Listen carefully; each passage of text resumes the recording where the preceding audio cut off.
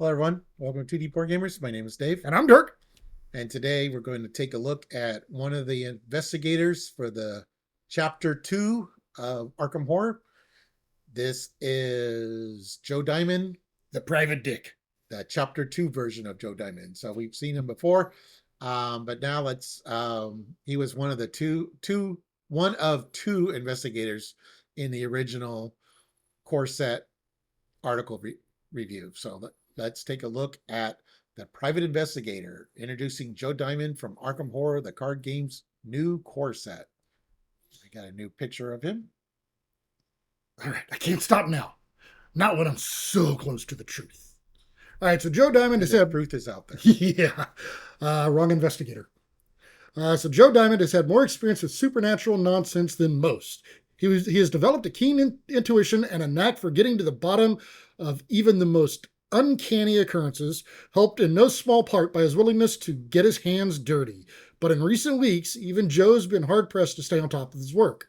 His desk is flooded with photos of grisly murders and reports of disappearances. People from all walks of life vanishing without a trace.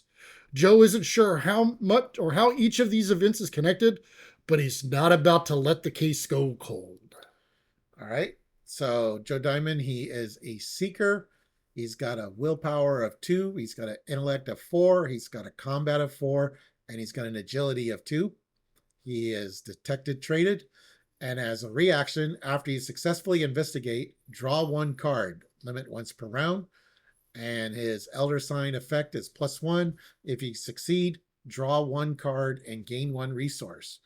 And he's got 7 physical and 7 sanity. Oh, him with Dr. Milan. Yeah. Ooh. All right, so back in October, we revealed the new core set of Arkham Horror, the card game, which heralds the beginning of an era we're referring to as Chapter 2. With this new core set comes a new set of 5 core investigators, and one of those 5 is Joe Diamond. Okay, and we just talked about him. Returning to the scene as the new core seeker investigator, Joe puts extensive experience as a private eye to use in solving mysteries and hunting down clues. The original Scooby Gang member. While the original version of Joe had a secondary hunch deck that represent keen instincts, this more seasoned version of Joe focuses on straightforward investigating and drawing lots of cards. Both of the inherent abilities on his investigator card give you an extra draw when they trigger, ensuring that you always have the tools you need to keep the investigation going. All right, one such tool in Joe's signature card, the Detective's Intuition. If you manage to draw this versatile card during your turn, such as through the use of Joe's inherent abilities, then you can draw 2 additional cards on top of it, giving you even more assets and events to work with. The rest of Detective's Intuition is nothing to sneeze at, with 3 handy skill icons and the ability to grant some extra resources on top of a bit of healing. Ooh. All right. So Detective's Intuition is a 0-cost event. It provides a will, an intellect, and a wild. It's insight traded. Joe Diamond's deck only. Gain 2 resources and heal 1 damage or 1 horror. And as a reaction, after you draw Detective's Intuition during your turn, reveal it and draw 2 additional cards. Okay, so it doesn't happen if you get it at the beginning, at your normal draw up to your hand size, but yeah. Okay.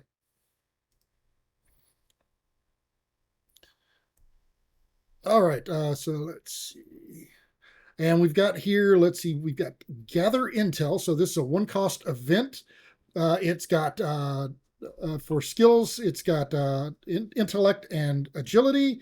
But it's an insight, it's fast, and you play it when an enemy enters your location to draw 2 cards. So even more card draw. All right. Then we got the laboratory assistant. So this is the Chapter 2 version. I don't see if there's any, I don't remember what she did. So she's a 2-cost asset. She provides a willpower skill icon, ally misotonic science. Your maximum hand size is increased by 2. I think that's new. I'd have to look at the original one. And as a reaction, after you play Laboratory Assistant, draw 2 cards. I don't think she did that before. Yeah, I don't remember that. I think I would have probably been using her more if she did. And then she provides 1 physical and 2 sanity, and she takes up an ally slot.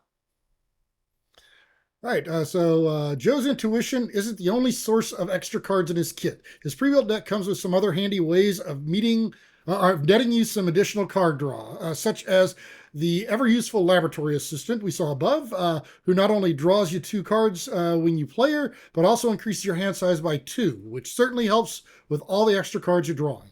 There's also the new event card, Gather Intel, which can be played in response to an enemy approaching and potentially nab you the perfect tool to deal with it, or not to deal with it if you'd rather just slip through the cracks and avoid the monster altogether. All right. So Through the Cracks is a 3-cost event. Provides an agility skill. It's Insight, Trick, Evade, which is use the agility skill for it. You get +1 agility for this evasion for each clue you control to a maximum of +3. If you succeed, you may disengage from each enemy engaged with you and move to a revealed connecting location. Okay, that's pretty nice. I like it. I'm out of here card. It is kind of Yeah, spendy though, but and it does restrict you to a revealed location, so yeah, you can't use it in all situations. But yeah, but that's still pretty nice. All right. Of course, a seeker's Joe's primary role in the Of course, as a seeker, Joe's primary role in the game is investigating locations and discovering clues. Classic cards like the magnifying glass and new cards like the local map are useful staples in any seeker's deck, and they're especially handy with Joe thanks to his ability to draw a card after he successfully investigates. To get even more bang for your investigating buck, call on Dorothy Simmons for a boost to your intellect and a potential bonus resource after a successful investigation. You can then use that resource to pay for the ability on Sharp Rhetoric, giving you an impressive boost to your next investigation. And if you use your fingerprint kit in tandem with a bit of deduction, the next investigation could net you a whopping 3 clues at once. Finally, when you run out of actions, you can rely on working a hunch to squeeze 1 or more clues out of your turn before it ends. okay, and like it said, the magnifying glass is a class card. It's a 1-cost asset that provides a intellect resource, but it's a fast play, and you get +1 intellect while investigating, and it is a hand item.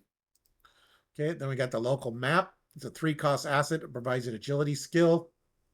Item uses 4 secrets, and as an action, spin 1 secret, investigate using books, investigate a revealed connecting location. You get +1 for this investigation. If you succeed, you may exhaust local map to move to that location, and Ooh. it takes up your hand slot, or one of your 2 hand slots, I should say.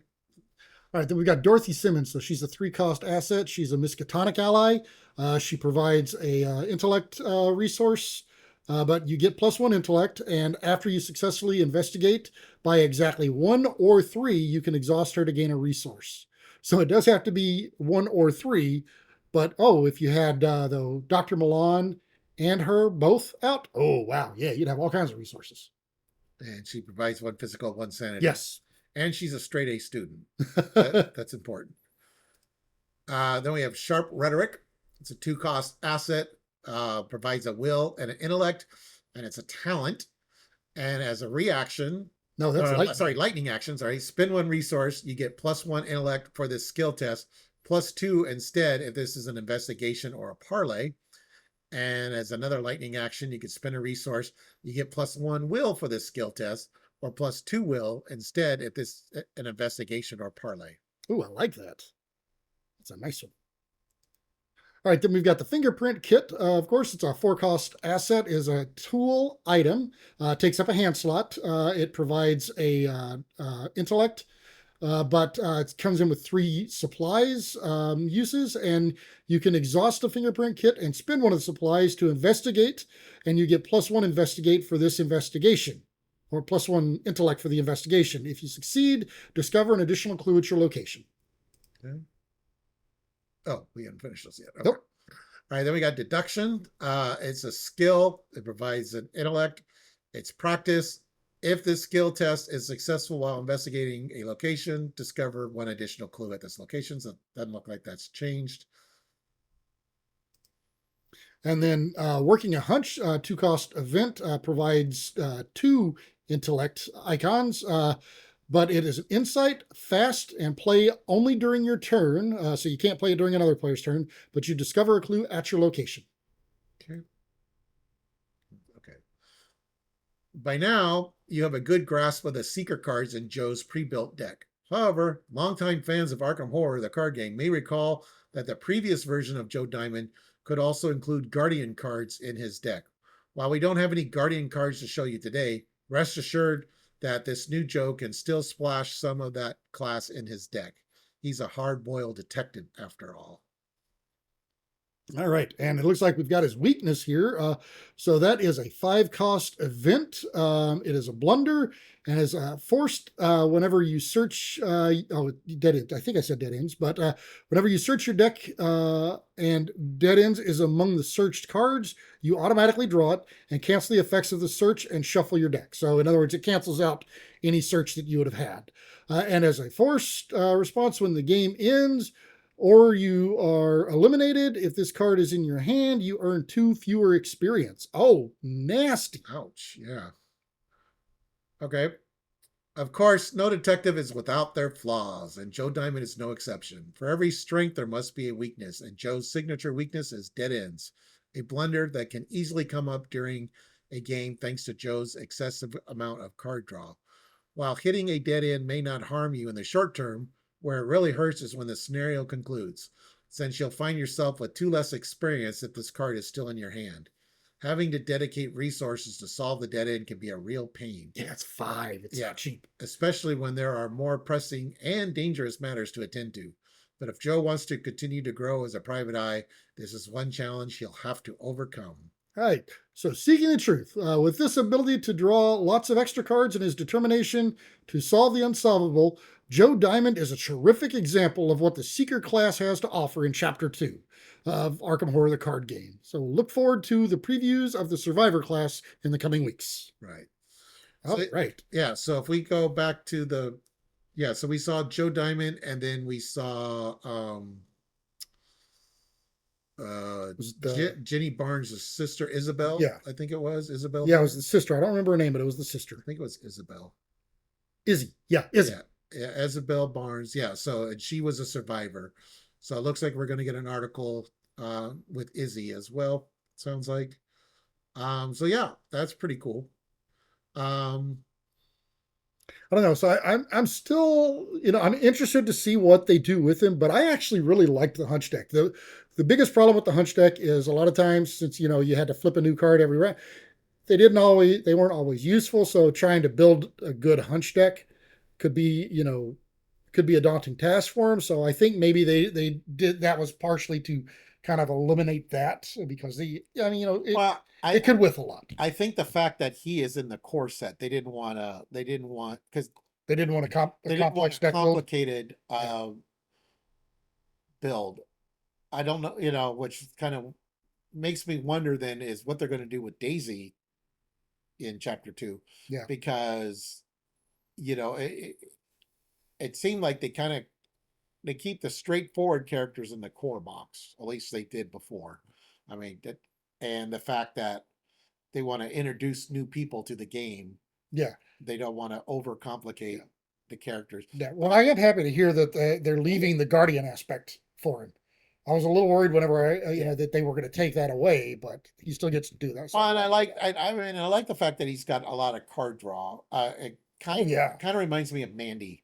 Like he's kind of dipping into Mandy's territory a little bit. But of course, we don't know when Mandy's definitely going to get an overhaul, I'm sure, because she got errated, she got tabooed in Chapter 1. So